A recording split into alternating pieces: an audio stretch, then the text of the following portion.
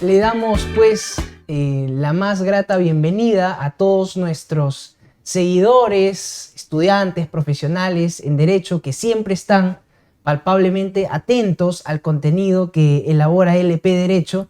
Y por supuesto, el día de hoy de manera especial nos encontramos aquí con la presencia del doctor José Chávez Fernández Postigo, destacado maestro, filósofo, se podría decir filósofo del derecho hasta cierto punto, si gusta, y con el cual vamos a tener en definitiva una conversación, un diálogo en relación a diversos temas importantes que muchas veces se dejan de lado, pero que sin duda alguna merecen una reflexión pormenorizada en estos espacios, ¿no? Y que LP va a poner a disposición de todos ustedes. La más cordial bienvenida, doctor. Buenas noches y un gusto tenerlo aquí en esta casa. Bueno, para mí es un gusto estar aquí. Yo soy testigo de LP desde sus inicios en Arequipa. Enseño en la Universidad Católica San Pablo, bueno, en el doctorado de la Universidad San Agustín, de la Santa María también. Muchos años en Arequipa. Estoy muy contento de estar aquí, primera vez, la verdad que me siento como en casa. Y me he puesto a pensar en eso que has dicho, sí, filósofo del derecho. Efectivamente, enseño filosofía del derecho, soy un filósofo del derecho. Podría decirse que me dedico a la filosofía del derecho, ese mundo apasionante y olvidado de la filosofía del derecho, sobre el que seguramente hablaremos, pero muy contento de estar aquí contigo esta noche. Gracias. En definitiva, lo seguíamos pues con Roger. Sabemos que va a participar del primer congreso de enseñanza de Derecho, auspiciado y organizado por la Pontificia Universidad Católica del Perú. Temas que comúnmente pues no suelen organizarse, no suelen promoverse, como la enseñanza del derecho, la investigación jurídica, la filosofía jurídica, pero que sin duda alguna ocupan pues un espectro importante para el análisis, el debate, la reflexión. Y en este sentido quería preguntarle, doctor, ¿cuál es el tema que va a abocar su ponencia, ¿no? Sí,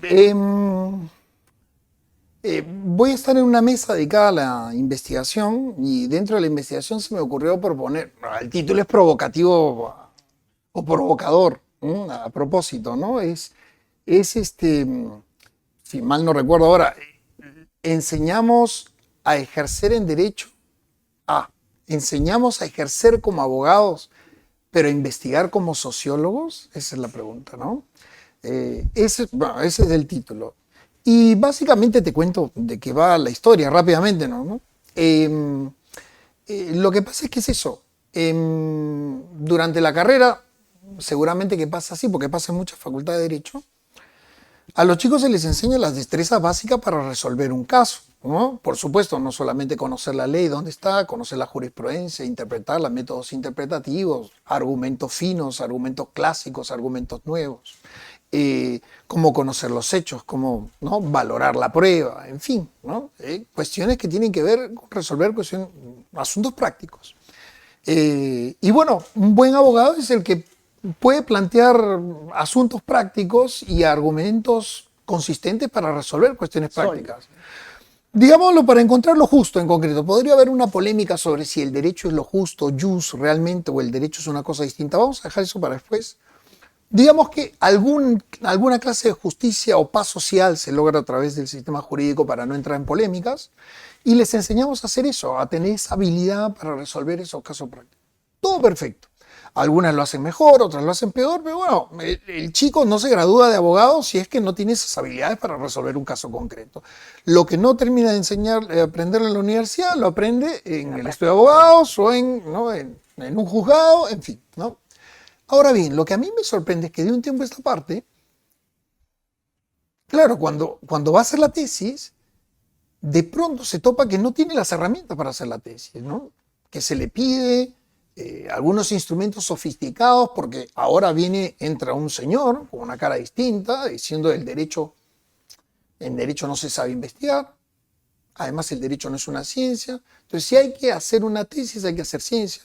Y la ciencia se hace como las ciencias sociales. Muy bien. Entonces, este es el método, esta es la variable, esta es la matriz de consistencia. Entonces, que la gente está un poco perdida. Tienes que aprenderlo todo otra vez, ¿no? Y aquí vamos a medir cuantitativamente o a valorar cualitativamente hechos que puedan servir para mejorar la vida de las personas. Claro, entonces, pregunto yo, ¿no que había que formarlos para resolver casos concretos, digamos, de justicia? No para hacer leyes, sino para aplicarlas, para interpretarlas y aplicarlas. Luego hay docentes que dicen, haz un proyecto de reforma de ley en tu tesis.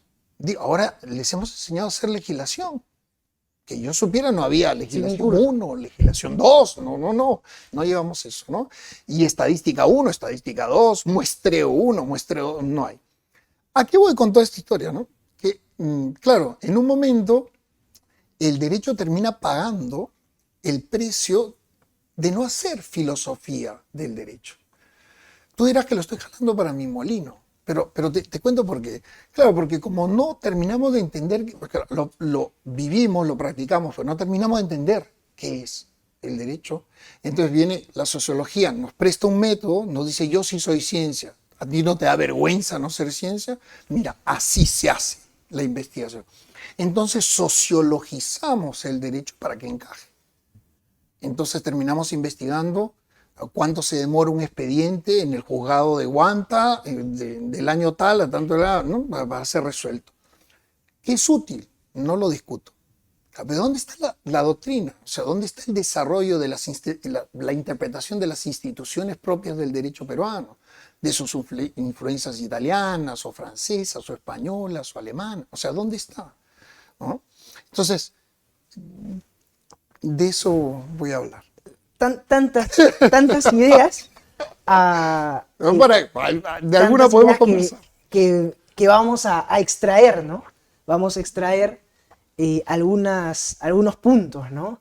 Yo entiendo que en los últimos años parte de las exigencias en investigación, que ahora son en algunos casos hasta draconianas, diría yo, se ha promovido en todas las facultades, incluidas las de Derecho, las famosas tesis con enfoques cuantitativos, ¿no? Que nos llevan justamente, comúnmente, a estos puntos, ¿no? Cantidad de expedientes resueltos durante el año 2020 en el Distrito Judicial de Lima Este. Y que seguramente me da números, ¿no? Me da números que seguramente también podrán servir para alguna toma de decisión en el mejor de los casos o en el más feliz de las resoluciones. Pero vemos... O para engordar estantes, virtuales. Ahí queda comúnmente la mayoría, ¿no? Pero el marco teórico, que es lo que nosotros pensaríamos que debería estar robustecido, con bastantes citas, con un verdadero estudio, ¿no? Con un verdadero estudio de fuentes internacionales, nacionales, búsqueda en bibliotecas, hemerografía, bibliografía, hasta fuentes electrónicas también, ¿no? Claro. Y no solamente se reduce a eso, jurisprudencia, norma, es muy, muy reducido. Muy, muy reducido. Y esto es palpable. Yo entro a un repositorio universitario de alguna universidad y comúnmente veo eso. Sin hacer una gran disquisición entre algunas facultades que tampoco voy a decir algo extraño aquí, son mejores, otras más o menos, y otras están en proceso de corregir sus puntos o sus falencias, ¿no? Eso es lo normal. Pero sí, y usted lo decía, ¿no? El alumno llega al ciclo 12, sabe exponer, sabe razonar, de alguna manera sabe argumentar, está listo para salir con su expediente judicial a defender a alguien. Y le dice, sácame un muestreo, ¿no? ¿Qué es población y muestra? Matriz de consistencia. Variable 1, variable 2. La hipótesis es incorrecta. Y ahí está, ¿no? Y lo voy a llevar, sin querer dramatizar el asunto, lo voy a llevar hasta el punto donde se encuentra ya, no lo puedo hacer. No, ahí ese drama, ¿eh? Pero hay un mercado para hacerlo. No lo puedo hacer, pero hay un mercado para hacerlo. Tengo la idea en mi mente, hagamos eso. ¿Listo? Y no termina por haciéndolo. Y al final esa tesis no tiene un gran valor o un aporte real como se podría tener desde un punto de vista de un análisis de alguna institución, de algún principio. Y vuelvo y lo repito, no solamente doctrinario, porque va a salir alguien a decir, sí, pero esos conceptos jurídicos indeterminados de siempre estudios, kilos de libros, sí, pero es que justamente ahí está la riqueza de nuestra ciencia, vamos a decirlo de alguna manera, y de ahí podemos discutir si es ciencia o lo podemos llamar de otra manera, pero sí, atacamos o los futuros profesionales están preparados para hacer este tipo de tesis. Uno, ¿es más conveniente estas tesis o deberíamos comenzar a cambiar el enfoque, sobre todo en las ciencias sociales? Usted es investigador registrado en Concitec. Sí. No me dejará mentir que los estándares para ingresar y permanecer son estándares de artículos científicos médicos. Por supuesto, sí. Médicos. Sí. Se aplica un poco al derecho, sí. Lo cual deja un espectro muy, muy, muy grande de personas o docentes, estudiosos, investigadores, que no podrán acceder ahí. Y no significa que por ninguna razón, que sus investigaciones no den la talla, ¿no? O no puedan aportar y transformar la cultura jurídica del país, ¿no? Tú también has hablado de muchas cosas ahora. Me pregunto por dónde empezar, ¿no? Quizá por lo último, porque mi memoria es mala. Entonces, a ver, ¿cómo se gradúa uno? ¿Cómo debiera graduarse? Yo creo que el bachillerato es un título académico y entonces uno tendría que hacer una tesis de derecho, no de sociología jurídica, no de estadística, de derecho. Lo cual nos lleva a la pregunta, ¿qué es el derecho? ¿No? Bueno, lo que hemos venido haciendo, interpretar instituciones, interpretar leyes, argumentos y argumentar una solución. Efectivamente, no para un caso concreto, una interpretación de una institución en discusión con la doctrina. Para mí eso es derecho. Lo puedo explicar más complicado, pero creo que mejor fácil. ¿No? O sea, el derecho es eso, una disciplina práctica.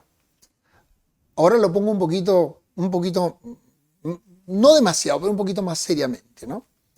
Los griegos tenían, especialmente Aristóteles, tenía una manera de aproximarse a las cosas que es interesante. Me voy a Aristóteles porque ahí empezó todo, ¿no? O sea, hacerlo con rigor, ¿no? Que la realidad tiene distintas cosas, ¿no? Entonces, claro, existe un vaso, una mesa, y entonces la razón funciona con el vaso y una mesa de una manera. Trata de reflejar la realidad lo mejor que puede. Es falible, así que no lo hace a la perfección, pero bueno, cuando lo hace bien, puede utilizar algún método para comprobar que la está reflejando bien, y entonces cuando conozco la realidad por sus causas, o sea, no solamente lo que pasa, sino por qué pasa, lo conozco ordenadamente y lo puedo demostrar, entonces tengo una ciencia de las cosas que puedo observar. Eso se llama teoría, en griego, ahora no, o conocimiento especulativo, que viene de especulo, que se trataba de reflejar el objeto, ¿no? La cosa. Si lo reflejas bien, está bien. Si te das cuenta, cuando hacemos un estudio sociológico, lo que yo quiero es reflejar algo, ¿no? O sea, ¿cuántas veces, cuánto se demora, ¿no? ¿Funciona o no funciona esto? Observo, pregunto, puedo hacer focus group, ¿no? Si es cuantitativo o cualitativo, levanto información y describo. O sea, trato al derecho como si fuese un fenómeno empírico, como si fuese una mesa. Aristóteles se dio cuenta que había otro tipo de realidades. Todos lo sabemos. Las realidades que tienen que ver con las conductas humanas. Ahora estoy mal de la garganta. Ayer el médico ha hecho maravillas, en realidad diría su nombre para hacerle propaganda, para poder estar hoy con ustedes, porque me había comprometido con ustedes y la verdad, como dicen los españoles, me hacía mucha ilusión estar aquí. Así que le dije, doctor, sáqueme adelante, muy bien, pastilla por acá, inyección por acá, y bueno, aquí estoy, ¿no?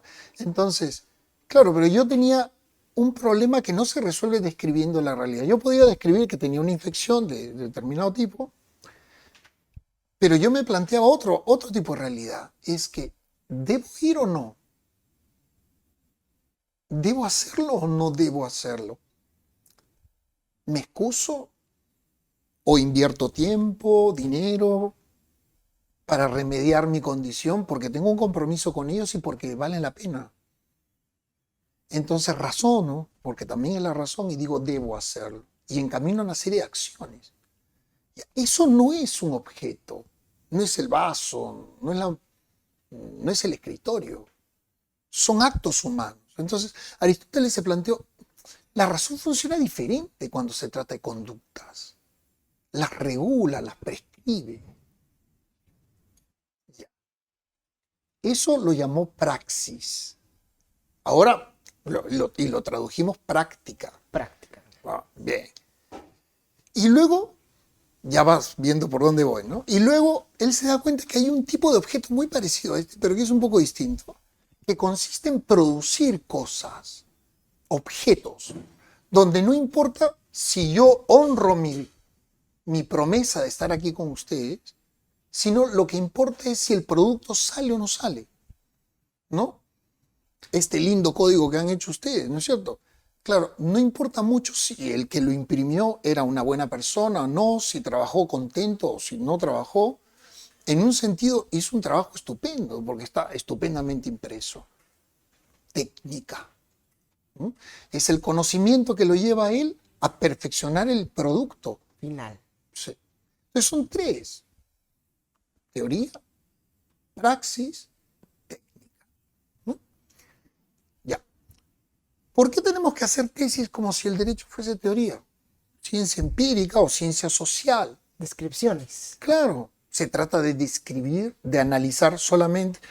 Rápidamente me vas a decir que se hacen las tres, porque un abogado levanta información empírica, teórica, la analiza, necesita una técnica argumentativa y hace juicios de valor. Ya, entonces, ¿qué hacemos? Hace las tres cosas.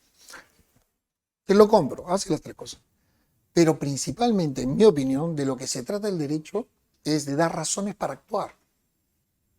Si te das cuenta, la ley son razones para actuar de una manera. Y el juez, al final, lo que dice es, usted debe ir a prisión, o váyase usted a su casa, o devuelva usted el predio, ¿verdad? Juicios de deber ser. Yo tengo la teoría, que no es mía, que es clásica en realidad, de que el derecho es praxis, sobre todo, sustentado en una teoría y que se aplica con una técnica, pero sobre todo praxis. Entonces, discúlpame que haya dado toda esta vuelta, pero voy a responder a tu pregunta. Yo haría en bachillerato una tesis de derecho como disciplina práctica, es decir, argumentativa. Algunos dicen, pero eso no tiene la precisión de la ciencia, pero es que, claro, ya Aristóteles lo decía, pero si partimos de principios no firmes, porque no estamos describiendo cosas inmutables, estamos describiendo cosas cambiantes, opiniones de juristas, interpretación. Por supuesto que si lo vamos a llamar ciencia, tiene que ser en un sentido análogo, parecido a como es la ciencia firme, teórica, la matemática, pensemos, ¿no? El derecho solo será ciencia si es que metódicamente hace lo suyo, no si quiere parecerse a las matemáticas. ¿Me explico? Entonces, claro, varias veces me dicen, bueno, ¿el derecho es ciencia o no? Depende. Si tú me dices que solo es ciencia, la ciencia formal, la matemática o la ciencia empírica, pero no, ya está obvio que no. Ah, entonces es tu opinión y vale lo mismo. No, porque es muy delicado eso. O sea, es decirle al justiciable que el juez que lo mandó a la cárcel por 4 años pudo haberlo absuelto o mandarlo por 10. Quedaba lo mismo, que no hay razones detrás, que no hay rigor detrás, que en los argumentos de su abogado no había mejores argumentos que en el del fiscal. Y eso no es cierto. Entonces, claro, lo que pasa es que no tenemos la certeza, no tenemos la claridad de los objetos que podemos tocar, que podemos ver. Claro, pero hay otros tipos de garantías. Por eso yo abogo por un método, yo lo llamo un poco marqueteramente método argumentativo, pero tampoco hay que sorprenderse demasiado. Es poner al día el método dogmático que funcionaba en un Estado legal de derecho bajo las ideas del formalismo y ponerlo al día de un Estado constitucional de derecho en un modelo argumentativo. Entonces, claro, básicamente me parece un poco pasado de moda llamar el método dogmático, llamémoslo método argumentativo, pero no solamente es un cambio de nombre, no es un barniz, es entender el derecho como un ejercicio de argumentos y entonces puedes tener unas tesis fascinantes en bachillerato. Claro, porque el bachillerato es el título académico y creo que hay que graduarse con una tesis de derecho al nivel de un bachillerato, que tampoco es una maestría ni un doctorado. Entonces, no sé si tiene que hacer una hipótesis. Me encantaría que hiciera un estado de la cuestión riguroso. Que el chico sepa investigar las principales opiniones, las más actualizadas, sobre el tema, que sepa depurar el tema, ¿no? Que sepa decantar realmente dónde está la pregunta. Yo creo que eso se le puede exigir a un chico para que haga su bachillerato. Se gradúa con una tesis. Y lo conversaba con mi mujer ahora en la mañana, ¿no? Porque ella decía, y solo quien obtiene una muy buena nota en su tesis de bachillerato debiera titularse con una tesis, quizá donde tenga que formular una hipótesis, un segundo paso. Y los que no, ya está, con eso cumplieron, y lo mejor sería defender un expediente, o dos, o defender mejor aún un caso frente a un tribunal, porque se le va a habilitar para la carrera. El título profesional es para ejercer la carrera. Entonces él no tiene que demostrar que conoce el método cuantitativo, cualitativo, que sabe hacer un focus group. No, él tiene que demostrar que es capaz de hacerse cargo de un caso, que lo puede sacar adelante, que los clientes pueden confiar en él. O si va a ser juez, que más adelante con la formación adecuada va a tener la prudencia. No sé si antes de la entrevista o en la entrevista me hablaste de los jurisperitos. Claro, un jurisprudente, que es diferente a un jurisperito, ¿no? Porque la prudencia, como decía Aristóteles, es la virtud intelectual y moral de encontrar los mejores medios para alcanzar el fin bueno. En este caso, el fin justo. El jurisprudente es eso, el que conoce los mejores medios, los puede argumentar para resolver el caso concreto. Si es un caso. Si es una tesis, el problema un poco más amplio, un poco más general, porque de eso se trata la disciplina, ¿no? Cuando se investiga. Y paro ahí, ¿no? No sé si suscita alguna pregunta o alguna cosa. Los famosos jurisperitos, ¿no? Conocedores en extremo de la ley, ¿no? Pero que no pueden escapar de la ley, ¿no? En palabras de Pérez Luño, ¿no? Autor español. Claro, sí lo conocí. Y que la máxima aspiración probablemente del estudiante, del universitario formado en una facultad de Derecho sería el del jurisconsulto. Aquel que no solamente conoce la ley y el derecho, que son ya, ahí hay un diámetro de distancia, sino que la puede aplicar con sabiduría, ¿no? Esa sabiduría serían esas destrezas que comúnmente uno va formándose, no solo en la universidad, no solo también en la práctica, sino también a lo largo de los tiempos, ¿no? La experiencia en el derecho para un profesional de derecho pues es clave, ¿no? Sí, de acuerdo. Yo lo llamaría eso jurisprudencia, que era así se llamaba, ¿no? Por eso que claro, lo que llamamos hoy día la jurisprudencia, que son los ejercicios prudenciales de los jueces para resolver el caso.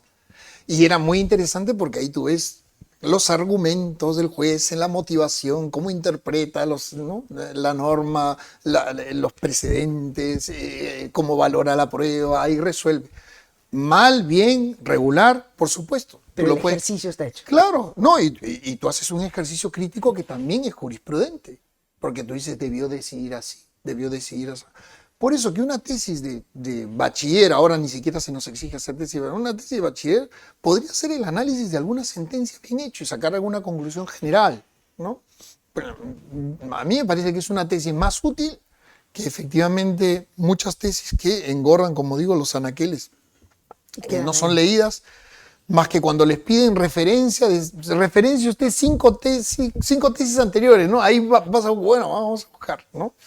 Pero eso. Entonces, yo por eso te decía, la filosofía del derecho es útil en un sentido, es práctica también, ¿no? Porque nos permite resolver por dónde vamos, ¿no? Si yo estoy ciego respecto de lo que el derecho es y viene alguien a cantarme la historia de que el derecho es X o Y y el método es X o Y correspondiendo a esa realidad y yo sigo por ahí, claro, me faltó filosofía, me faltó nociología del derecho, que es cómo se conoce el derecho, y me faltó epistemología del derecho, que es la pregunta en qué sentido es ciencia el derecho, ¿no?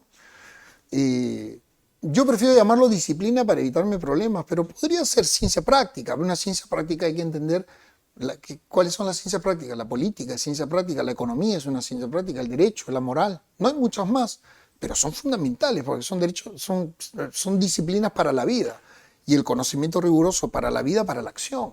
O sea, que ya está, si no lo llamas ciencia, pues no importa.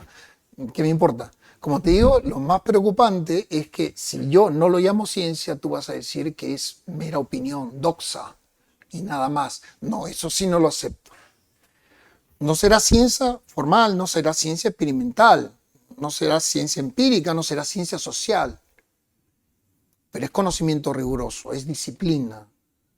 Ciencia práctica, disciplina práctica, no vamos a discutir por nombres, ¿no? Justamente alguna vez Carneluti, en un pequeño libro que se llama Metodología Jurídica, escribió que lo complejo de categorizar al derecho como ciencia es su objeto de estudio.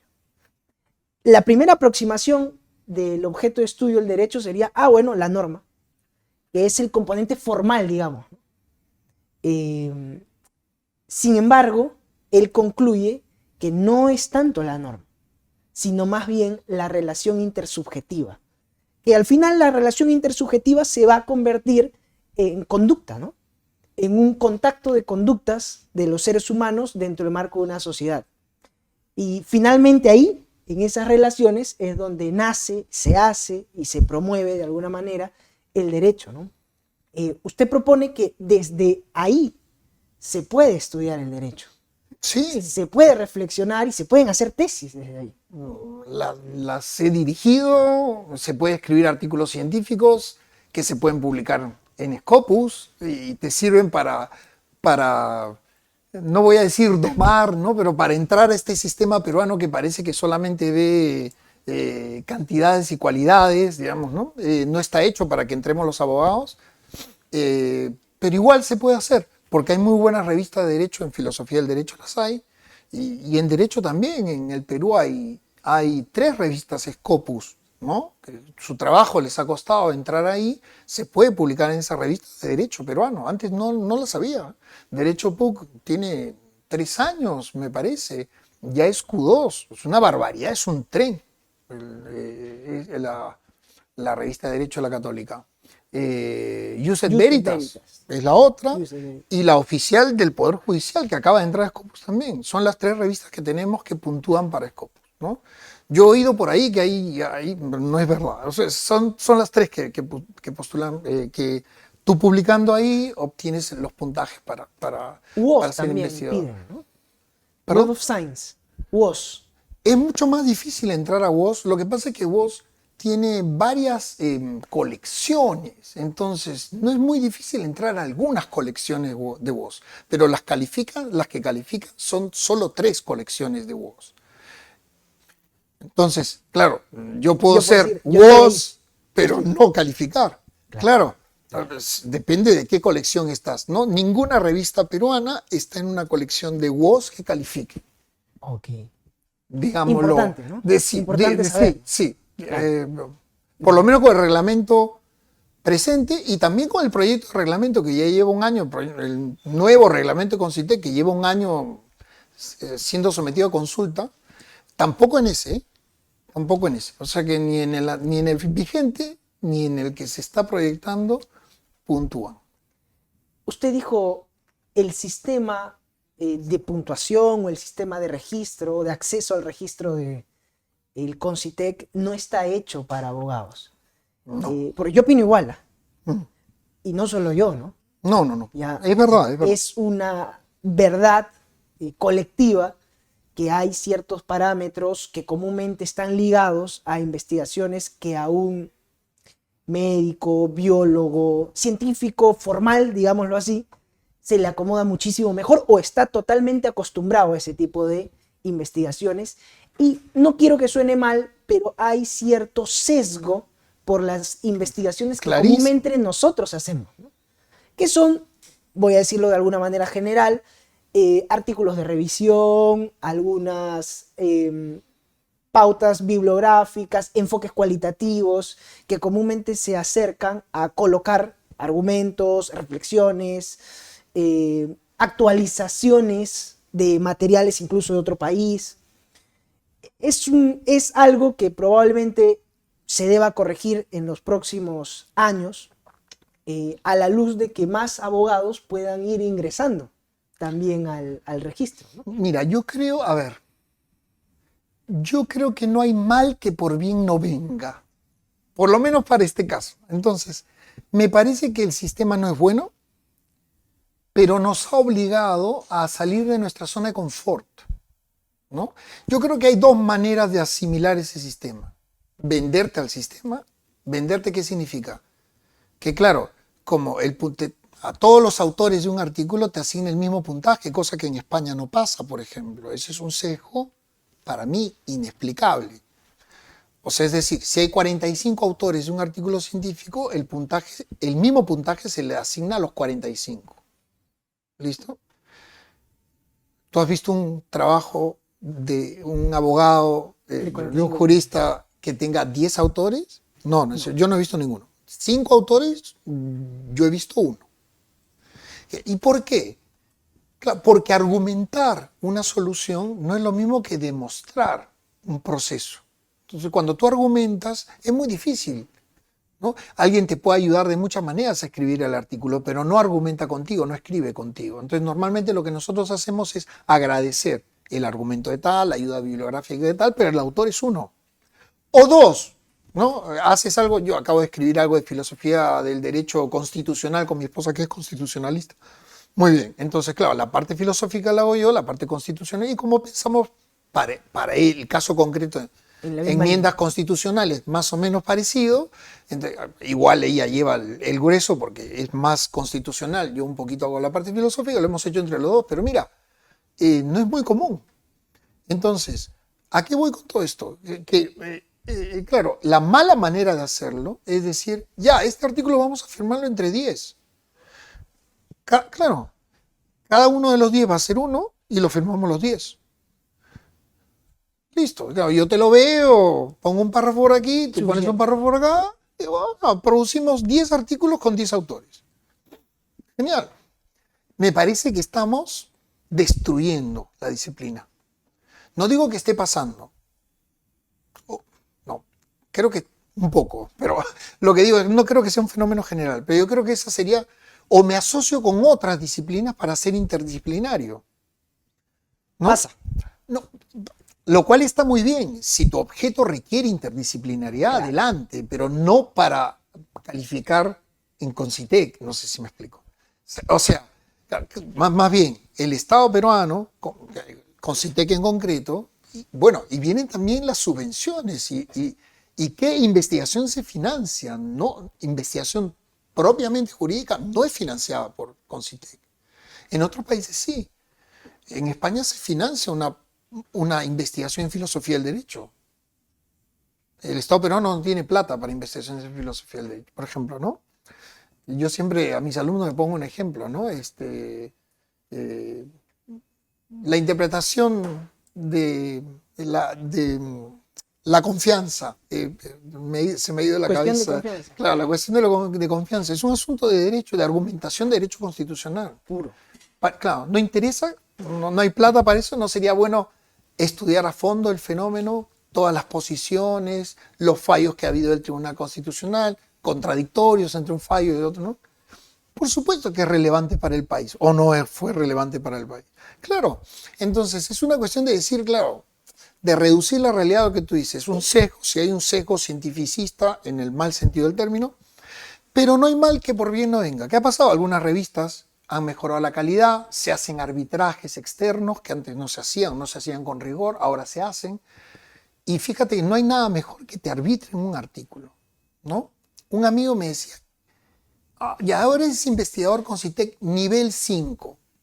Qué soberbia, me decía un amigo. Y yo le digo, no, ¿sabes qué? Qué humildad. ¿Y sabes por qué qué humildad? Porque me revientan los árbitros. O sea, cuando yo mando un artículo en una revista, un señor que yo no sé quién es. Y que no sabe quién es usted. Claro. Hace papilla mi artículo. No hay mejor. Y le tengo que hacer caso. Porque o tengo que acomodar las cosas o tengo que responderle y que mi respuesta es una respuesta rigurosa. Y entonces se aprueba el artículo. Y si no, no. Eso es una discusión con alguien que no me debe el favor, que no sabe quién soy. Un par. Eso beneficia muchísimo a la doctrina. Porque lo otro es el librito de los amigos, ¿no es cierto? Nos juntamos con tal, yo conozco, armo mi librito con 2 nombrecitos y me hago mi librito de mis amigos. No hay arbitrajes, entonces uno encuentra un artículo de mucha calidad, otro de poca calidad y hasta se publica. Entonces yo creo que ese camino yo no lo abandonaría porque así es como avanza el derecho, así ha avanzado la doctrina. Pero yo creo que este camino de los artículos publicados en revistas indexadas de alto impacto, Scopus, WOS, Cielo se considera todavía. Entonces, creo que nos ayudan a tener mayor rigor en la disciplina y me parece que está bien. Lo que pasa es que sí estamos en mucha desventaja con las otras disciplinas, ¿no? O sea, donde hay muchísimas más revistas, donde vale lo mismo publicar uno, o sea, si digamos, yo un artículo me demoro 3 meses, me lo publican en un año, digamos, 3 meses de trabajo, cuando va rápido, ¿eh? Porque a veces toma 6 meses. Los otros de otras disciplinas pues votan 5 artículos al año entre 30. ¿Me explico? Entonces todo vale igual para Concitec. Entonces, claro, yo he producido 2. Bien. Ellos han producido 10, pero hay 30 que han producido 10. No sé si me explico. Claro. Una locura. Y tienen el mismo puntaje. Sí, todo. Ya. Como si hiciéramos exactamente lo mismo. Ciencia es ciencia, más o menos. Ah, tú eres científico, sí, bueno, vamos a hacer todo lo mismo. Pero todo lo mismo es un tipo de ciencia. Entonces, llama la atención, con mucho aprecio, por supuesto, ¿no? Que Concitec, que regula la ciencia peruana, no se pregunte porque, qué tipos de disciplina hay y cuáles son los métodos para evaluar la disciplina según su naturaleza. Quizá hay más ciencia que filosofía.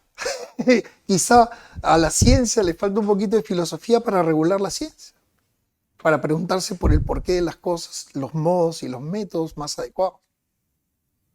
Más de Mario Bunge. Yo no soy muy bungeano, la verdad. Él dice que el derecho es una técnica, pero ahora entenderás por qué pienso yo diferente.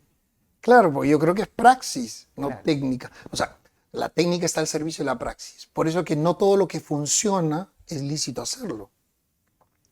Porque no es una técnica, ¿no? Entonces, con el mayor respeto a Bunge, ¿no? Ya quisiera ser Bunge, pero con todo respeto yo diría, bueno, apoyado por Aristóteles y apoyado por los grandes de Occidente, yo diría, praxis, sobre todo praxis, también una técnica supeditada a la praxis, pero tampoco teoría, praxis, argumentación práctica. Justo ahí hay dos grandes temas, ¿no? Que podríamos incluso conversar. Aquí durante la conversación se ha dicho un deber ser, por ahí un juicio de valor, por ahí el contenido intrínseco del derecho en la expresión de la justicia, que son grandes temas filosóficos. Son grandes temas filosóficos en general y propiamente de la filosofía del derecho, ¿no? Y a su vez, el lugar que ocupa la filosofía hoy día, y la filosofía del derecho también, dentro del marco de la enseñanza universitaria, ¿no? ¿Qué opinión le merece al respecto? Porque, como lo conversábamos anteriormente, hay cierta renuencia, o es lo que yo he podido observar, a colocar y extender estos cursos que le vamos a llamar de algún corte humanístico, incluso recortar en algunos planes curriculares, porque pretendemos un derecho directo, más especializado. No hay, si me recortan los cursos generales, muchísimo mejor. Con eso yo te vendo mi propuesta educativa. Dicho sea de paso, yo estoy totalmente en desacuerdo con eso, porque justamente son esos cursos generales, son esas humanidades las que forman al verdadero profesional. Si no, es un técnico. Sí. Da para mucho eso, ¿no? Dependiendo de la disciplina que uno estudia, pues son más necesarias las humanidades que en otras. Es verdad, para ejercer la profesión, te digo, yo no para formar al sujeto. Ya, supongamos que hemos renunciado a formar a la persona. Lo que queremos es que sea un buen hacedor de alguna cosa. Muy bien. Para ser un buen hacedor de ciertas cosas se requieren muchas humanidades. Algunas no tanto, pero en todas algo de humanidades.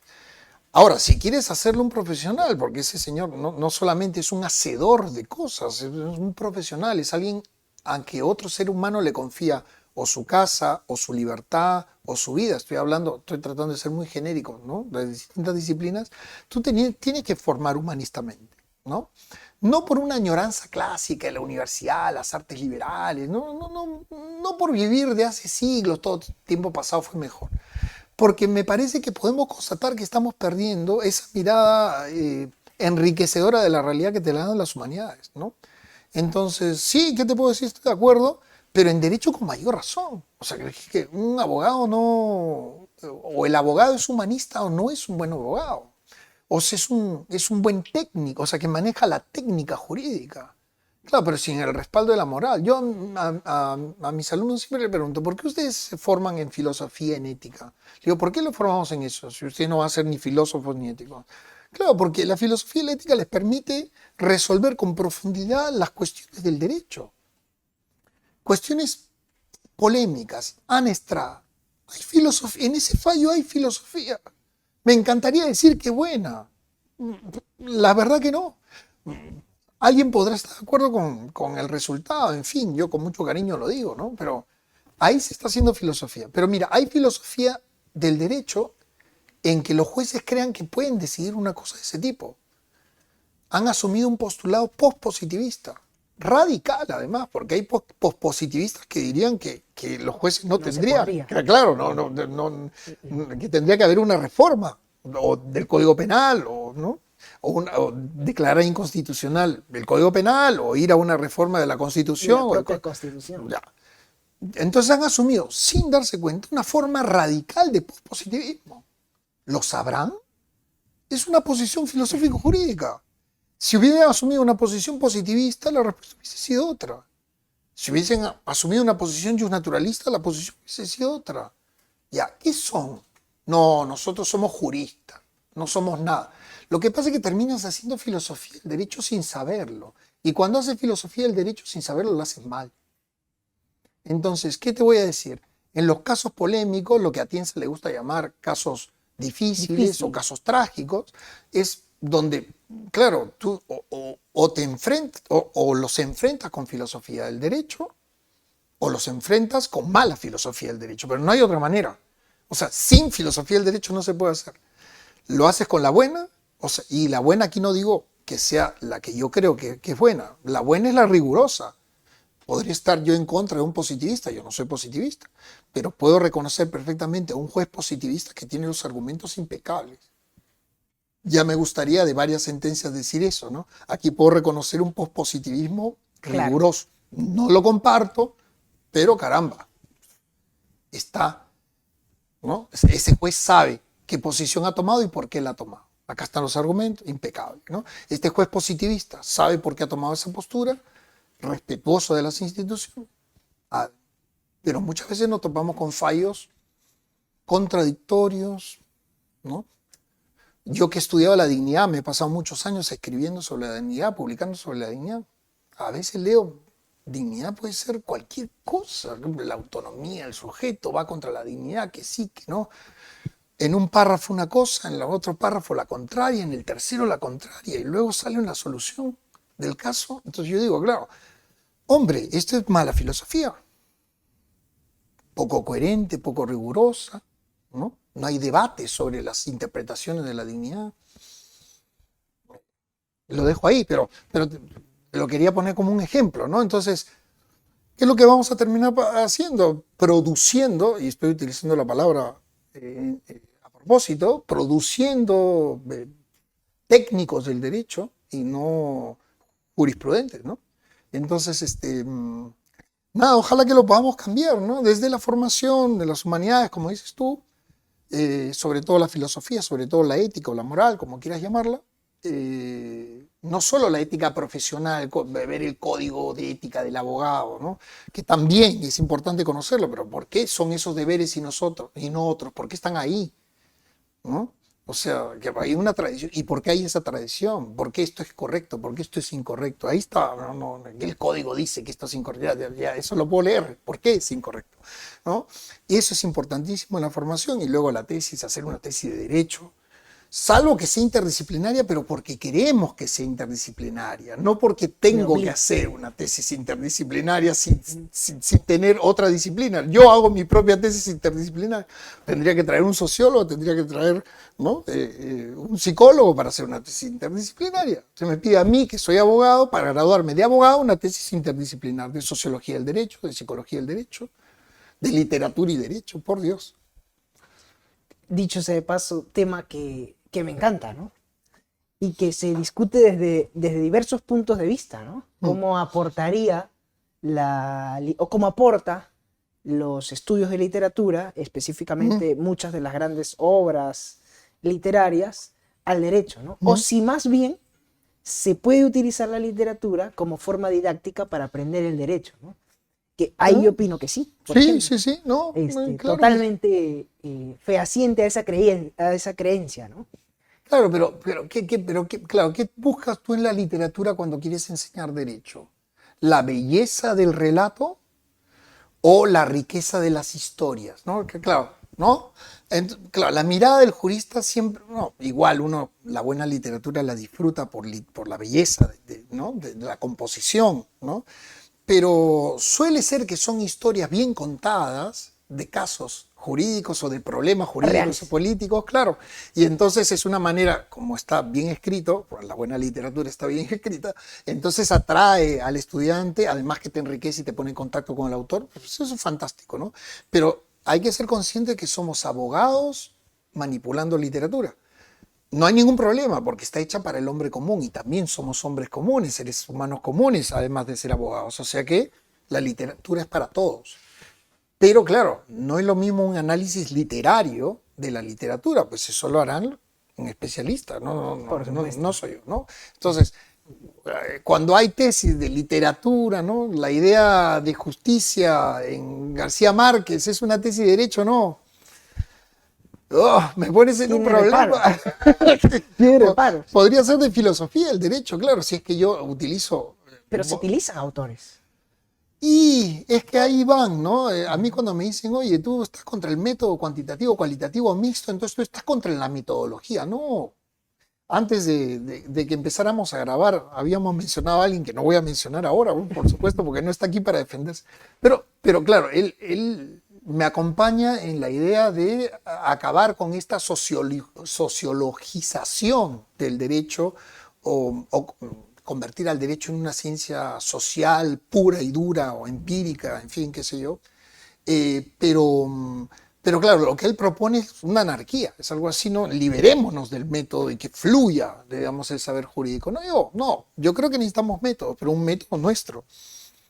La renovación del método dogmático, método argumentativo, es lo que digo yo, ¿no? Por llamarlo de alguna manera. No es algo que hay que hacer, es algo que ya venimos haciendo. Cuando lees literatura de las revistas buenas que hay, que las hay. Eso. Y la otra cosa, yo muchas veces me topo con tesistas de doctorado que quieren hacer tesis de los casos que ven en el estudio, en el despacho, si es un juez, ¿no? Y no leen que, o sea, digo, no... O sea, no se te ocurren más problemas que los que tienes delante día a día, digamos, ¿no? O sea, hay que leer, hay que estar en diálogo con la doctrina, con lo último que se escribe, no porque lo último sea mejor, sino porque es donde está el debate. Entonces, ahí se te ocurren un montón, claro, vinculadas a tu área, pero otras cuestiones, ¿no? Entonces surgen tesis diferentes, ¿no? Ahora, a nivel doctoral, es obligatorio que yo me aproxime a un análisis filosófico. Yo creo que sí. Sí. Yo creo que es el deber del doctorando, ¿no? Sí, y me parece que es imposible no dar formación filosófico-jurídica a un doctor. Sí. Porque el doctor es el grado máximo, al menos el que se otorga en el país, el al doctorado, al menos de mi punto de vista, no puede acceder quien no tiene alguna formación completa de la profesión, ¿no? Obviamente hay un catálogo para escoger de magísteres, de doctorados, pero la tesis doctoral, justamente lo que no puede ser, es una tesis con un enfoque exactamente cuantitativo. Interdisciplinar. Pero bueno, yo digo, al final es un doctorado en Derecho. No tiene, para mí, yo sé que yo tengo algunos amigos, estoy pensando en ellos en este momento, que me van a decir, hombre, pero o sea, hay tesis interdisciplinares muy buenas de doctorado. Mañana me voy a ver con uno, a quien no voy a mencionar, pero mañana mismo vamos a estar discutiendo sobre esto. Mi punto de vista, yo efectivamente yo diría que el doctor en Derecho haga luego investigación interdisciplinar, porque para hacer interdisciplinaridad hay que hacer buena disciplinariedad. Entonces, claro, yo a un psicólogo, a un sociólogo le voy a aportar un punto de vista jurídico de un doctor, pero para eso tengo que hacer la tesis disciplinar en Derecho, no sé si me explico. Claro. Y entonces, toda la interdisciplinariedad que quieras. Porque claro, eres un doctor en Derecho aportando tu disciplina. Pero si para obtener el grado ya estoy haciendo interdisciplinaridad, vamos a hacer la disciplinaridad primero y luego toda la multi, inter o transdisciplinaridad, que significan cosas diferentes, acá se usan como si fuesen sinónimos, ¿no? Pero bueno, entonces, toda la que quieras, primero la disciplinaridad, es lo que diría yo. He leído algunas tesis doctorales, comúnmente tienen mayor volumen, cierto volumen de página. En las tesis doctorales debería aplicarse, más allá del método científico o de la metodología de investigación que se nos enseña, eso se nos enseña siempre, es más, como curso dentro del doctorado está el seminario de tesis, la metodología de investigación, pero se debería aplicar instrumentos propios, instrumentos entre comillas, de la metodología jurídica. Justamente usted mencionó perseguir un enfoque dogmático, ¿no? Hoy por hoy argumental. Sí, más que dogmático, porque no se trata de hacer la exégesis de un texto, ¿no? Porque a eso iba un poco. Bueno, hay distintas explicaciones, ¿no? Creo que el que mejor ha tocado este tema es Álvaro Núñez Vaquero, digamos, me parece, él es positivista, un positivista muy bueno. Estuvo en Chile mucho tiempo, ahora ha vuelto a España, y ha estudiado la dogmática, ¿no? Entonces, hay muchas maneras de ver la dogmática, pero yo hablo de método argumentativo no solamente por marketing, que también suena mejor argumentativo que dogmático, sino porque de verdad creo que el derecho ha cambiado y en un Estado constitucional de derecho la manera de investigar no es la misma que en un Estado legal de derecho, ¿no? Donde, hablemos claro, donde el derecho sobre todo está en la ley, ¿no? Aquí el derecho sobre todo está en las prácticas. Esto lo dice Manolo Atienza, no hay que ser pospositivista o naturalista para decirlo. O sea, digamos, el derecho está en la argumentación, en las razones. No que se pueda argumentar lo que sea, no estoy diciendo eso. Estoy diciendo que el derecho está en las razones, en la interpretación. Entonces, no en el exégesis de la ley solamente ni principalmente, sino en los argumentos en que yo interpreto la ley, los argumentos por los cuales digo que algo está probado, digo que un hecho es un hecho, digo que una prueba lo es, ¿no? Entonces, a eso me refiero con método argumentativo. Y por supuesto que tiene lo interesante es que no necesitas enseñar todo un instrumental nuevo investigativo. Es pulir las herramientas que le has dado al chico durante toda la carrera, las que ha usado, porque interpretar normas, valorar la prueba, de eso se trata. Solo que tiene que hacerlo leer toneladas de cosas, por supuesto, y hacerse una idea cabal de un problema. Por eso yo digo, una tesis de bachillerato debiera ser eso, un estado de la cuestión sobre un asunto, que lo anime a él más adelante, si va a hacer el doctorado o una maestría, a aventurarse una hipótesis sobre ese asunto, con muchas más lecturas, con mucho más hueco, y luego su tesis doctoral. Un estado de la cuestión bien hecho, pues es además es sumamente útil para otro, porque claro, otra persona, si quiere un estado de la cuestión sobre un asunto, ya está hecho, lo leo. Oye, este chico lo ha hecho para mí, lo ha hecho para todos, acá está toda la información que necesito. qué autores lo tocan, cuáles son las principales opiniones, si los franceses, si los italianos, si son los ingleses, en el Perú quién lo hace. ¡Wow! Esa es información valiosísima, ¿no? Sobre daños, sobre prisión preventiva, lo que quieras. Una compilación analítica muy, ¿no?, de las opiniones, de las líneas jurisprudenciales. Es un trabajo enorme, es un estado de la cuestión. Nada más. Me dice que hay. Una tesis de bachillerato, ¿eh? Para doctorado, no. Pero para bachillerato, estupenda, estupenda.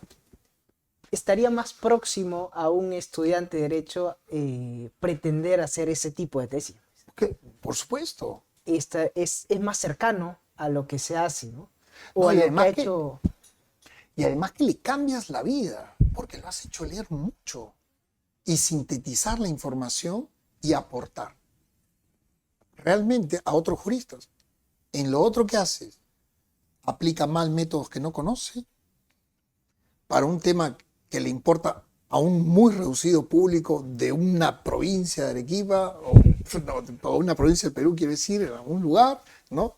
Estoy haciendo alusión a esas tesis que son, ya me entiendes, ¿no? Perfectamente. Entonces, claro, entonces tú dices, él sale sin nada, digamos, sale como entró, solo que con el título. Y sobre todo, muy poco aportado. Claro, entonces yo digo, lo otro, no sé, un buen estado de la cuestión no es poca cosa, ¿no?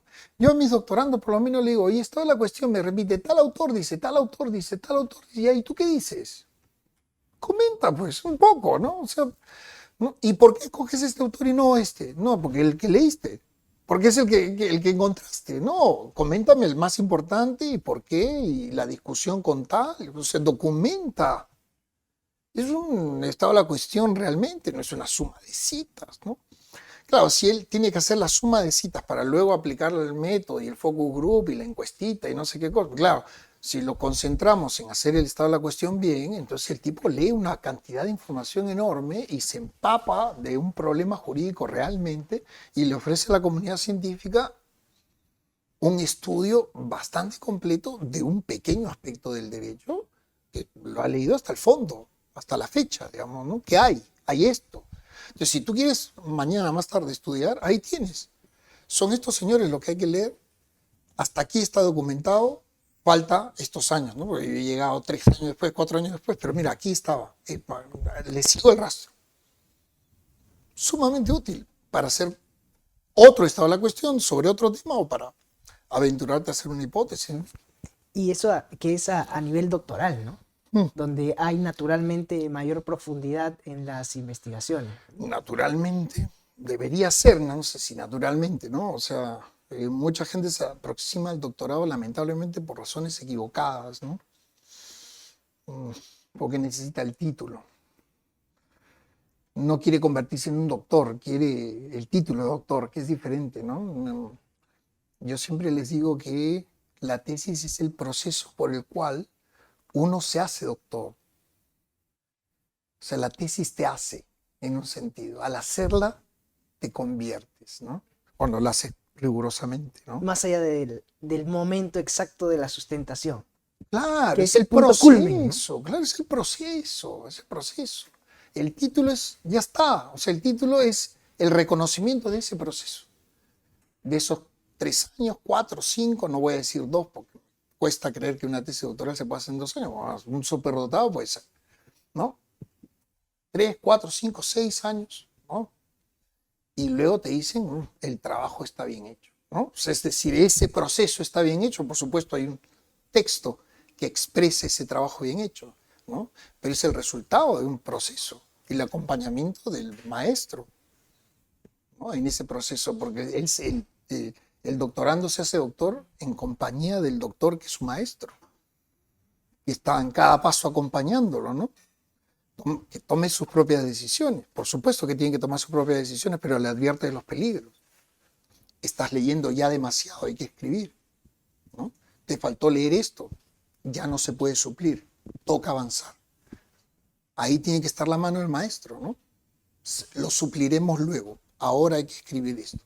Vamos adelante, ¿no?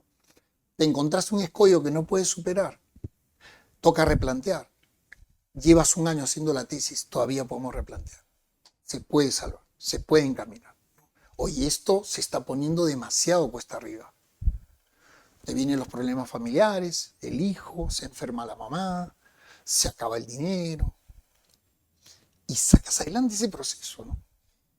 Bueno, entonces un tribunal te dice, eres un doctor. ¿Ves? Claro, al final de ese proceso, ¿no? Me emociona porque de verdad es emocionante, ¿no? A veces...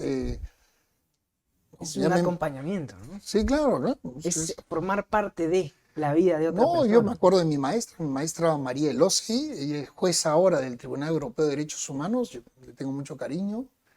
Y claro, ella me acompañó en mis años en Zaragoza, ahí estudiando. Yo iba entre Arequipa, Zaragoza y Lima.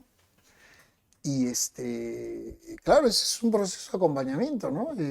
Ya hay que escribir, ya está acá, ya esta idea suena muy bien, escríbela.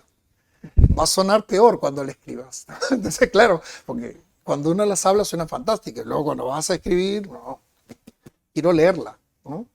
Ya me encantó oírla. La quiero leer la próxima semana. 2 carillas de esto. Ya está. Entonces, ¿no? Lo puedes hacer mejor.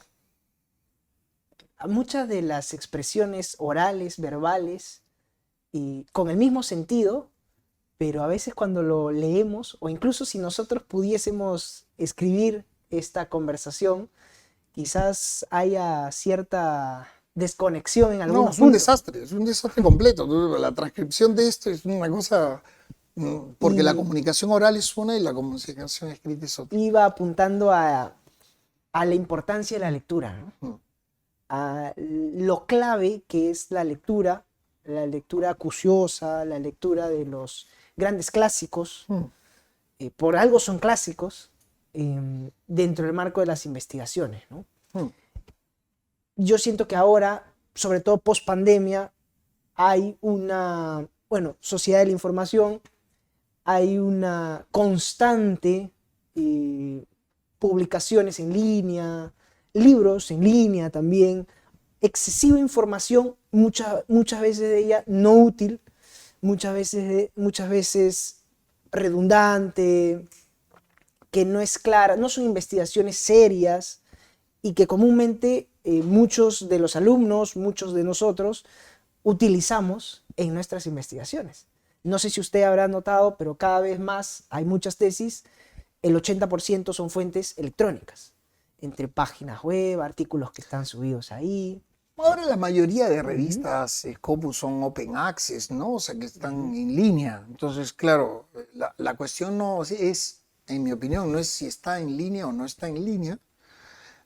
Eso para mí es secundario, sino, claro, la calidad del producto. Y la calidad del producto en revistas importantes suele haber, no es que es garantía de que todo lo que está ahí es de calidad, porque siempre hay errores humanos, ¿no? Un par de malos árbitros o buenos árbitros en un mal momento pueden aprobar un mal artículo y sale publicado en una buena revista. Pero son excepciones, ¿no? Entonces, uno ubica las revistas importantes que tiene que consultar, digamos, ¿no? No sé, en filosofía del derecho tengo que leer siempre Doxa, tengo que leer siempre Persona y Derecho en la Universidad de Navarra. Tengo que leer cuadernos electrónicos de filosofía del derecho de la Universidad de Valencia, o sea, derechos y libertades, los anales de la cátedra Francisco Suárez, en fin. O sea, hay alguna revista de calidad donde yo me mantengo informado de las cosas que van publicando mis colegas, ¿no? En algunas revistas también publico yo, por supuesto. Entonces, y ahí eso es, ¿no?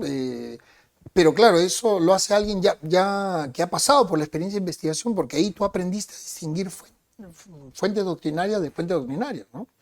Yo me acuerdo que yo he tenido algún doctorado que me dice, Dworkin dice, Alexi dice, no sé qué, Chávez Fernández dice. Yo le digo, pues no puedes poner eso. Me dice, pero profesor, su opinión es importante. Sí, pero claro, pero tienes que darte cuenta que, o sea, chirría un poco, ¿te das cuenta? O sea, claro, si tú me pones entre autores latinoamericanos, pues no sé, bueno, ok, una opinión, ¿no? Pero claro, si estás hablando si quieres comparar opiniones, pues tienes que comparar opiniones, hay una jerarquía. Ya, el doctorando tiene que darse cuenta de esa jerarquía, ¿no? O sea, es decir, no es una jerarquía ganada, no es que nadie tiene galones, ¿no? Pero lo sabes porque lees, porque participas de los debates, entonces no comparas, pues, a Messi ¿no? Hay grandes delanteros, Messi y, bueno, X, digamos, ¿no? Que juegan en el barrio, digamos, no, no sé si me explico. Ahora, igual el debate siempre podría ser, al menos para el periodismo, ¿no? Calidad o viralidad, ¿no? No. Debatir, claro que sí, pero lo que pasa es que en una tesis yo creo que no tienes el espacio para justificar que mezcles a dos tipos. O sea, por ahí sí, por ahí, no digamos Chávez Fernández, digamos, por ahí el señor Vargas efectivamente está a nivel de Alex y nadie se ha dado cuenta. Y tú te has dado cuenta. O sea, es poco probable, pero puede ser, ¿no? No es una tesis el lugar para Discutir eso. claro, porque tendrías que hacer una tesis sobre el pensamiento de ese señor para revalorizarlo. Y lo pones en discusión con alguien, ¿no? Claro, porque vas a necesitar muchísimo tiempo para argumentar por qué un señor que nadie ha leído, que es desconocido, está a la altura de un señor que es muy influyente. Se puede, por supuesto que sí, pero hay que hacer una tesis. Algo parecido hice yo, ¿no? Yo hice mi tesis sobre Recasens Sitges y la teoría estándar de la argumentación, que es un autor relativamente poco conocido, que se creía superado, y yo en esa tesis defiendo de que no está superado y que tiene muchas cosas que aportar a la teoría de la argumentación. Entonces, ya, pero hice una tesis sobre eso, digamos, ¿no? Entonces ahora yo puedo decir, claro, Recasens Sitges y citarlo, ¿no? ¿Por qué? Porque tengo, no sé, 300 páginas y 5 años detrás de eso, ¿no? Entonces, y porque me interesaba ponerlo en el lugar que creo yo que debe estar. Pero bueno, en una cita yo no puedo soltar así nomás, ¿no? Recasens Sitges, centroamericano. Mario Alzamora Valdés Claro, Mario Alzamora era, Valdés. voy a decirlo quizás con un término muy, muy actual, era fanático de Luis Recasens Sitges, ¿no? Yo creo que es un personaje. No voy a hablar de Luis Recasens Sitges, es demasiado. Mucho de su introducción a la ciencia del derecho, que es también un libro, como decir, el sistema jurídico de No, por Marcial, supuesto, sí, Alzamora Valdés, claro. mucho tiene de inspiración, citación, incluida la propia definición que nos da Mario Alzamora, ¿no? El derecho es la vida humana regida por normas que encarnan valores, ¿no? Es decir, que por ahí tú dirás, es lo que Luis Recasens Sitges decía, vida humana objetivada, ¿no? Y yo opino igual, quizás por una formación que he tenido. Sí, esa idea es de Ortega, ¿no? Esa idea es de Ortega, pero no, está en Recasens, por supuesto, porque Ortega fue maestro de Recasens, pero Ortega y Gasset. Pero nada, yo creo que lo que le llamaba la atención al Zamora Valdés de Recasens Sitges es su hambre de buscar la respuesta donde esté, ¿sabes? Tomás de Aquino, Aristóteles, Kant, Scheller, Ortega, por supuesto. Que no le importaba, o sea, no tenía equipo. O sea, su equipo era todo lo que le ayuden a devorar el fenómeno jurídico que tenía delante. Entonces es un autor difícil de clasificar, ¿no? Él termina diciendo al final que es un naturalista. Yo en la tesis defendí que era posible hablar de un naturalismo de Comúnmente se le coloca ahí. Sí, pero los amigos naturalistas dicen que he sido demasiado indulgente con Recasens Sitges, pero lo que pasa es que él tuvo momentos, por eso es muy difícil hablar en pocos minutos de él, pero me parece que era un autor que buscaba, un incomprendido. O sea, era un republicano, en la España de la Guerra Civil, era un republicano de derechas. No era monarquista. ¿De dónde metes a un republicano de derechas en la Guerra Civil Española? ¿No? Entonces, claro, por eso termina exiliado. Porque, claro, él se va porque no importase qué pasase con la guerra, le iba a ir mal. ¿No? O sea, estaba de todas maneras en el bando equivocado porque no podía estar ninguno de los dos. Entonces se huye, ¿no? Para empezar de eso. Entonces, una persona liberal, algo conservadora sería hoy podría vérsele como un conservador. Pues, claro, pero en ese momento no. Entonces, yo creo que eso es parte del atractivo de él. Y con qué rigor leía Tomás de Aquino y Aristóteles, Kant, ¿no? Es impresionante, ¿no?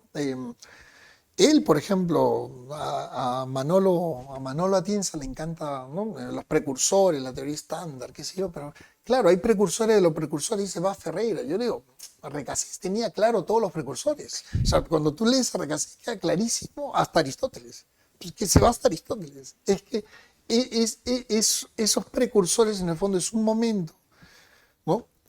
Donde, claro, donde el derecho se concibe como argumentación y no como silogismo, no como mera lógica, ¿no? El formalismo, ¿no? Ya. Ese fue un momentito, unos añitos, 200 años, 150. De ahí no ha habido precursores y precursores, o sea, está lleno de precursores, que es una cadena infinita de autores que cultiva una tradición argumentativa, empezando por Aristóteles, por Jaime Balmes, en fin, o sea, los encuentras en todos lados, están ahí. Y Recasés lo tenía clarísimo. Te traza la historia, pasando por Suárez. No, una delicia. Entonces yo creo que, no sé, no tuve el gusto de conocer al Zamora Valdés, lo he leído, me gusta mucho, pero yo creo que eso es lo cautivante y cuando lees a Recasés, desordenado, desordenado como él solo, pero como erudito que era, ¿no? Desordenado para nuestros estándares. Hoy no se puede escribir como Recasens, ¿no? Salvo que seas Ronald Dworkin, ¿no? Ahí puedes escribir como te da la gana. Bueno, ya no, ya no está. Pero, Claro. pero hoy día, claro, tienes que ordenarlo, en fin, ¿no? Hay otros Otros estándares. estándares. Sí, pero si superas eso y le agarras el gusto, digamos, Es un gusto apasionante. adquirido. Sí, sí, es apasionante, es apasionante. El doctor, no quería yo dejar la oportunidad de hacer la pregunta para mí clave, ¿no? Mm. ¿Cómo es que un profesional del derecho, un futuro abogado, un aspirante abogado, un alumno que recién sale del colegio, ya ingresó a la universidad, eh, termina abocándose a la filosofía del derecho, ¿no? ¿Cómo es que coge ese gusto comúnmente no generalizado ante otras disciplinas jurídicas que tenemos por ahí, otras ramas del derecho? Yo conozco dos maneras, la mía y la de algunos discípulos.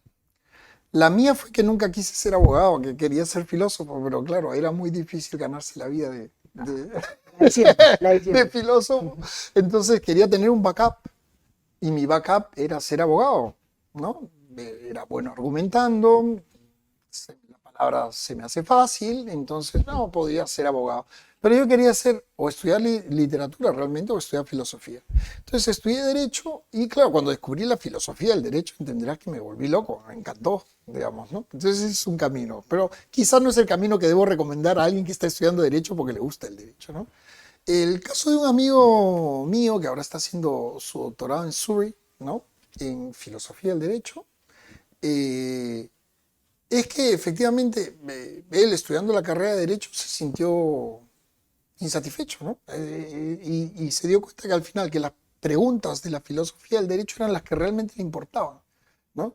Más que resolver casos qué tal, y tal, ¿no? Entonces, yo creo que esos son dos caminos. Claro, yo me metí en el camino de él, digamos, ¿no? O sea, pero siempre advirtiendo, oye, la filosofía del derecho no voy a decir que te mueres de hambre, pero no es lo más rentable del mundo, ¿eh? O sea, no, se necesitan pocos profesores de filosofía del derecho, y porque puedes investigar o enseñar. Si quieres hacerlo a tiempo completo, si quieres hacerlo part-time, ok, no, pero tienes tu estudio y haces filosofía, también se puede, ¿eh? Pero eso, ¿no? Entonces yo diría, más que sean filósofos del derecho, eh, yo le diría a los chicos que se tomen en serio la filosofía del derecho, que les va a hacer mucho bien para su ejercicio profesional. Si son abogados, mucho bien. Y si son jueces en un Estado constitucional de derecho y no saben filosofía del derecho, van a hacer barbaridades. Van a hacer barbaridades. Por Dios, estudien filosofía. Si quieren ser jueces, estudien filosofía del derecho. Rigurosamente, vean los argumentos de un lado, de otro. Traten de tomar una posición más o menos clara y coherente. Aunque esté equivocada, no importa, pero es clara y coherente, ¿no? Puedes dar cuenta de esa posición. porque, bueno, ya lo comenté, ¿no? O sea, uno se topa con unas resoluciones donde dice, por Dios, digamos, ¿no? Yo he leído una que no quiero citar ahora, pero una donde se dice, acá me vienen con metafísica. El siguiente párrafo hacen metafísica. Claro, sin llamarla metafísica, pero exactamente están haciendo metafísica en el siguiente párrafo, solo que no saben. No saben, hay que decirlo. Y le pagamos un platale, pero se da el gusto de decir, me vienen aquí con metafísica, dicen los tremendos jueces. Al siguiente párrafo hacen metafísica, pero mala. Quizá por el desdén, creen que están haciendo otra cosa, ¿no? Distinguir entre sujeto y objeto es metafísica, ¿no? Al final todo nos reconduce a eso. Por supuesto. Entonces, claro, eso es lo que hacen en el siguiente párrafo, ¿no? Hacen una distinción no biológica, sino metafísica. Mala, en mi opinión. Entonces, claro, si hubieran ahorrado el primer párrafo, donde criticaban la metafísica, hubiese quedado mal, pero no tan mal como criticar la metafísica y luego tomar una posición metafísica en el siguiente párrafo, ¿no? Ejemplo, pero te digo, así como muchos, ¿no? Entonces si eres juez, tienes que estudiar filosofía del derecho. Si eres abogado, estudia filosofía del derecho. No quiten el curso de filosofía del derecho de las universidades. No es para darnos trabajo, ¿eh? No es para darnos trabajo que también viene bien, ¿no? Es para que en esta reflexión sobre las cosas no nos abandonen, no nos convertamos ahora en meros técnicos, porque el derecho no es técnica, es sobre todo praxis, lo digo una y otra vez, y la praxis es filosofía práctica, disciplina práctica. El derecho es eso. Gracias, doctor, por estas últimas reflexiones y en definitiva por toda la conversación que sin duda alguna ha sido totalmente fructífera, muy reflexiva, ¿no? Creo que eso es lo que necesitamos, esos espacios, y seguramente todos los chicos, los jóvenes, los profesionales que nos van a ver, nos están viendo, pues también les están agradecidos por estas opiniones, estas reflexiones, este breve diálogo que hemos tenido. Personalmente yo le agradezco que haya venido aquí, lo vamos a seguir ya en su oportunidad también. No sé si quiera referirse a los oyentes, a los seguidores del EP, con algunas palabras finales. Bueno, ¿por qué no? Gracias, queridos amigos, si llegaron hasta el final de esta entrevista. No sé cuánto hemos estado hablando, pero me parece que mucho tiempo. No porque lo haya pasado mal, lo he pasado muy bien.